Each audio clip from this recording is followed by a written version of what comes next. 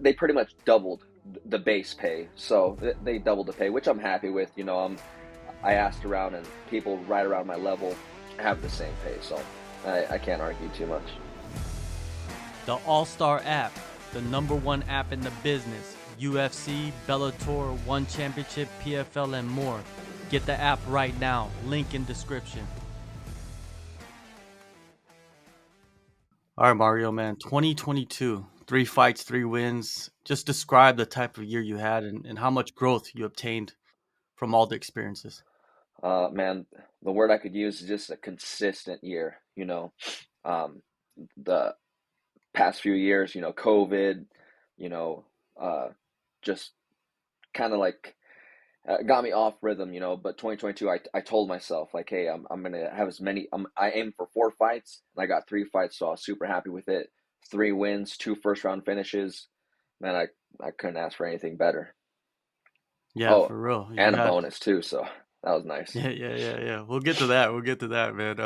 Yeah, the last victory you had, the submission against Benito Lopez, the back triangle armbar. But before that, I want to talk about the submission before that Yeah, because you tried for correct me if I'm wrong, a pressing armbar from Mount. Is that right? yeah. It's like pressing arm lock, kind of reverse. Instead of pulling, you're on the back of the elbow, trying to crunch it in.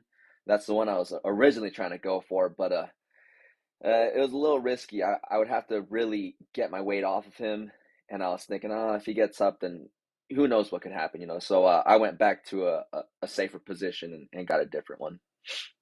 Yeah, I was rooting for it because I don't think we've ever seen that submission ever in the UFC. Yeah, when I was like hearing like the commentators and like people like reading the comments, I was like, damn, like if I would have got that, that probably would have been the first. That's some like old school jujitsu right there. So man, it would have been pretty cool.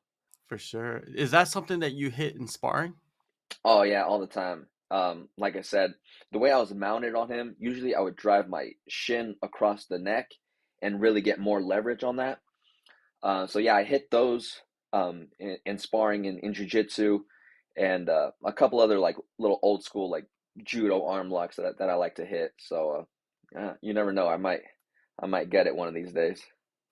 Yeah, man, it's just experience, man. You have it in the bag now, and if you get back to that position, you kind of understand, like, okay, maybe I could take a risk. Oh yeah, and definitely feeling it Mm, out in the cage because there's certain mm, submissions you kind of stay away from, like in the cage, you don't want to like end up on mm, bottom. So I mm. definitely got a good feel for it. Yeah, that was fun to watch, man. Especially how you transition to the back triangle, kind of, and got the arm bar. It was beautiful, and um, man, he missed weight. You got a performance bonus. Basically, you got 4 checks, man. How good does that feel to get paid that much amount of extra cash? It felt great, and now it's just a cap off the year. So it felt good.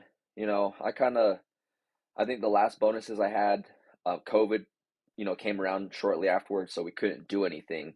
So, and I was smart to save my money. But this time I kind of splurged a little bit. Kind of went to Vegas, gambled a little bit, had some fun, and yeah, I mean, spent Benito's paycheck on the roulette table. Is that the game? Is that your game, roulette? Dude, I don't know why, and I just started playing it, but it's super addicting, and I limit myself all the time, but it's super fun. I like it. Well, you also got to pretty much enjoy Thanksgiving, Christmas, because your fight was early November. How was that time? Oh, it was fun. We kept the Christmas small, even though like, the time would have been like to go all out. But like I said, we've just kind of been spending more time like experiencing things, just heading up north to Flagstaff, going sledding, things like that, going to Vegas, little things like that here and there. Could that year been like pretty much one of the best years of your life? Oh, absolutely, You never know what's going to come around, and so when I look back at it, definitely my time through the UFC, yeah, that's definitely been the best year I've had. You mentioned in our last interview that that was your final fight on that current contract. Did that weigh heavy on you heading into that fight? I try not to let it, because it's only added extra, pressure. But uh, you definitely saw my emotion at the end of it. Not only did I beat Benito like in a, pretty cool performance, But I got to, I don't think I would have lost my job, but it definitely helps, and I was glad I got the win and earned myself another contract. Yeah, and any details you can give about the new contract? I'm sure it's going to be disclosed anyway, but they pretty much doubled uh the base pay. So they doubled the pay, which I'm happy with. I asked around and people right around my level have the same pay, so I can't argue too much. Yeah, that's nice, man. And March 11th, you get to return back to action. You're back in front of a crowd as well at the Virgin Hotels. I don't think they've ever done a show there yet, so I think this is the first one for the UFC. Did you enjoy fighting in the Apex? Because you were pretty successful there.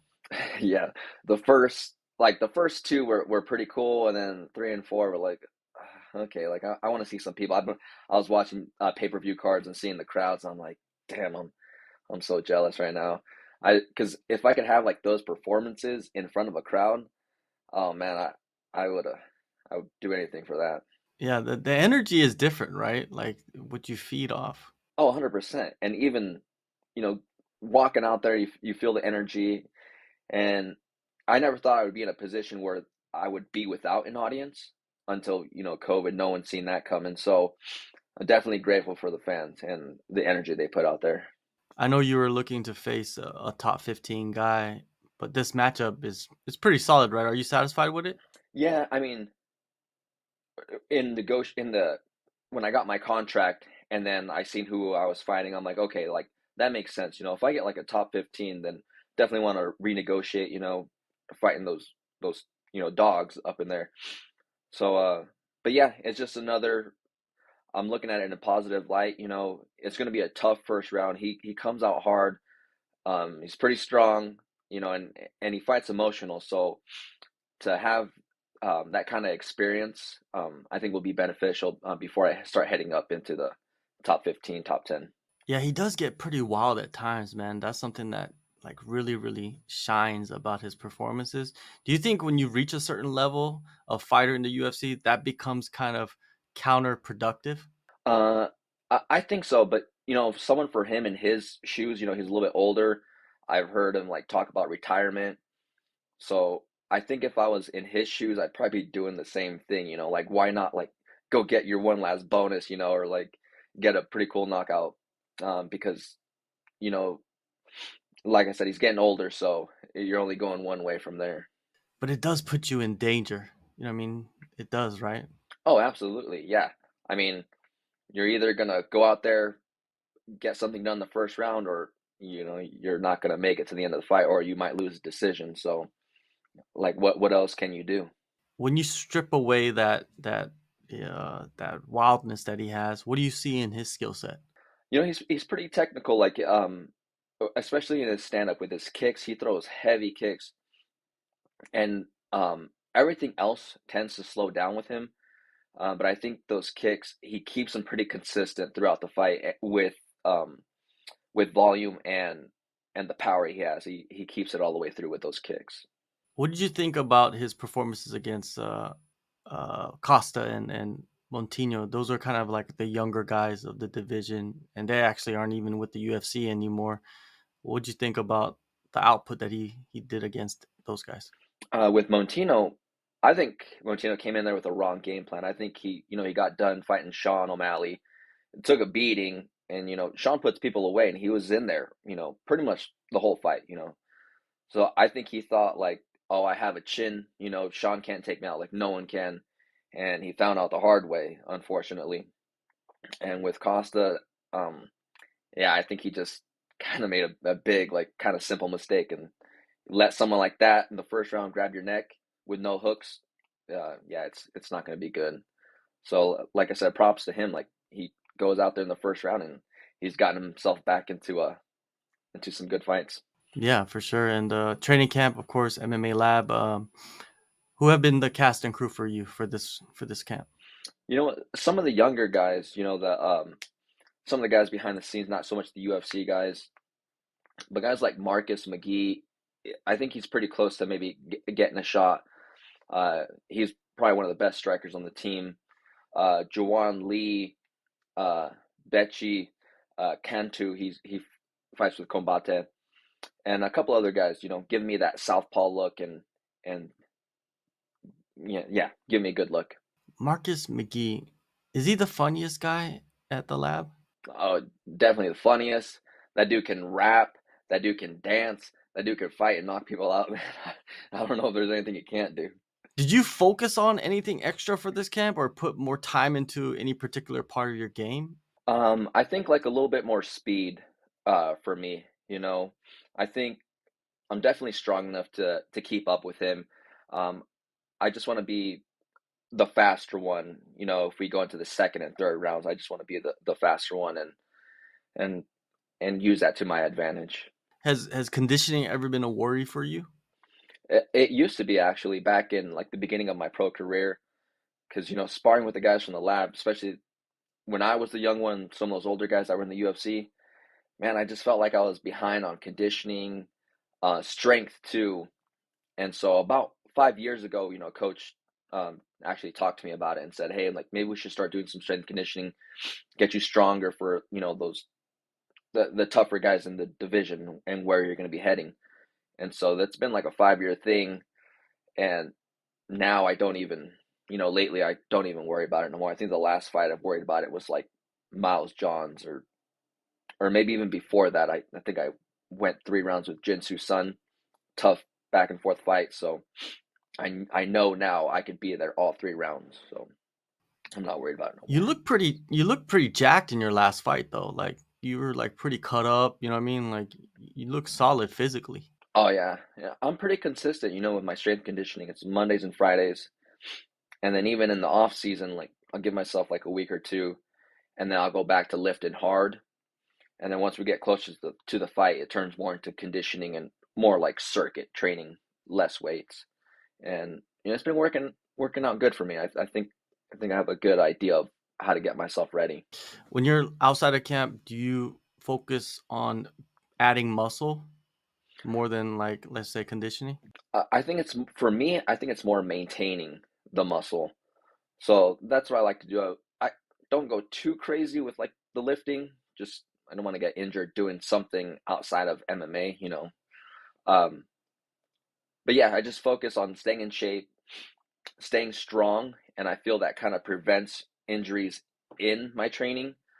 Um, but yeah, that's usually what I just do it for. And I like to lift and everything. It's good. We have some guys at the gym I like to hang out with and work out with.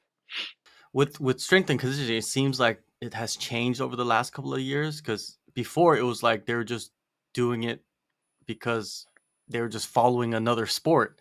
But now it seems like these coaches have altered everything and focus more on like the movement and where you need to be explosive. Have you noticed that?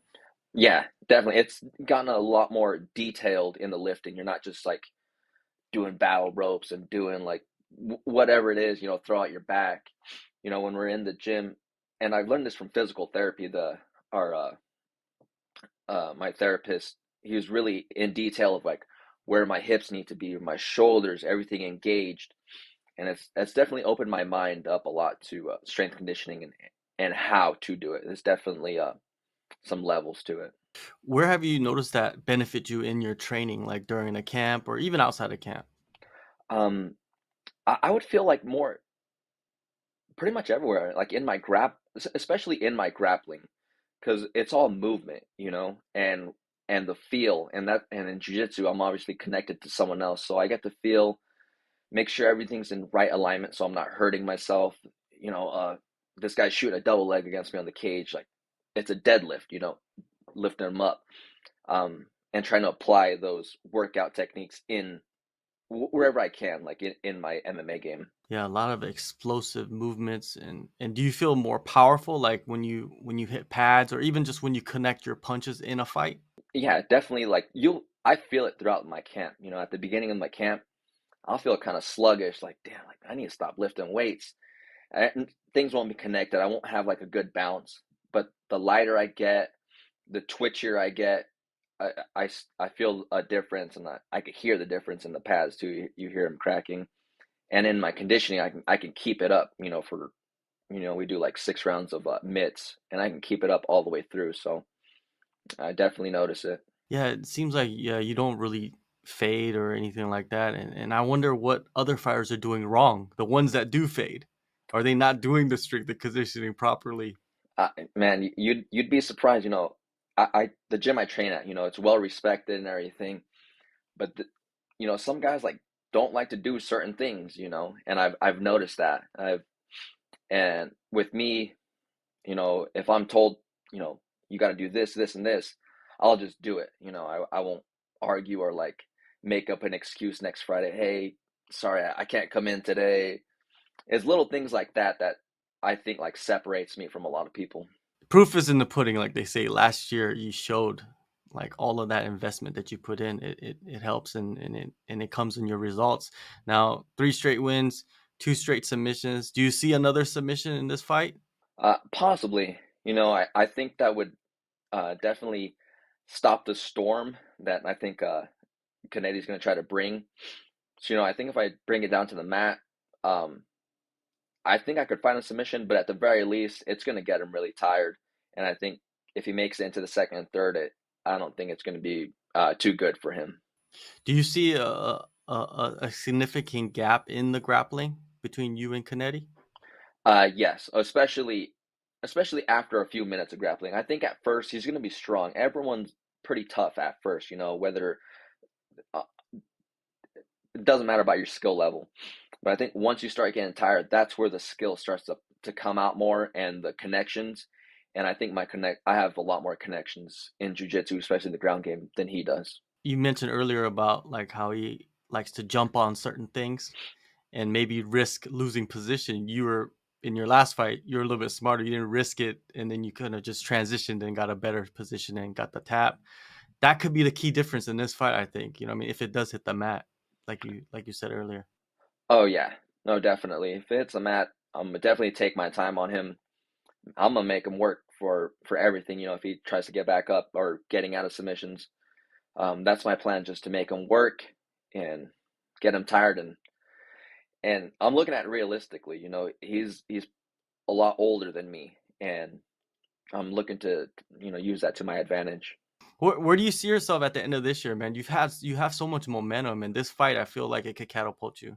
Yeah, uh, I think by the end of the year, I think I'll be looking at trying to get into the top 10. I'm looking to get into the top 15 this year. But yeah, starting 2024, we'll see if we can get into the top 10. Yeah, man, you're perfect age as well. You know what I mean? You're 29 years old. You have a lot of experience and, you know, timing, man. Timing is everything. March 11th, UFC Fight Night.